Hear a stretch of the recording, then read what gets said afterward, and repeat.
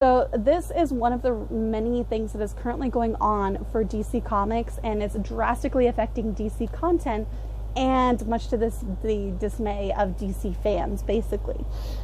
Now, in case you don't remember from, I think, last week or the week before, Batgirl was recently canceled. And one of the reasons why it didn't make sense is because they basically already spent the money.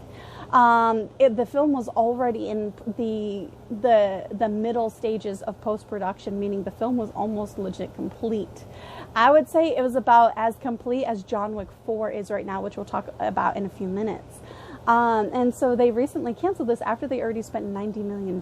Now, this is the lower budget for a lot of DC content. And you might be thinking $90 million, that's a low budget. Well, yeah, considering that the Joker 2 Folie à Deux, I hope I'm saying that properly, is getting a minimum of $150 million for their budget. And not to mention the fact that Batgirl was a streaming content. So this was not going to go to theaters. It was going to go straight to HBO, or I should say the HBO Max platform.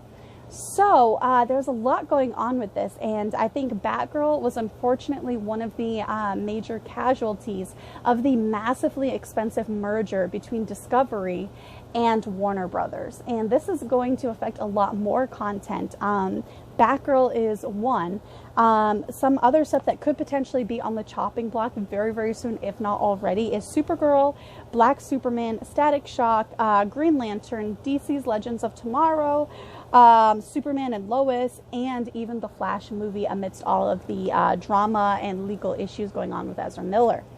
And actually there was a much longer list, so I think I might do a more in-depth video on that on my YouTube channel so that we can get to more stuff on this podcast.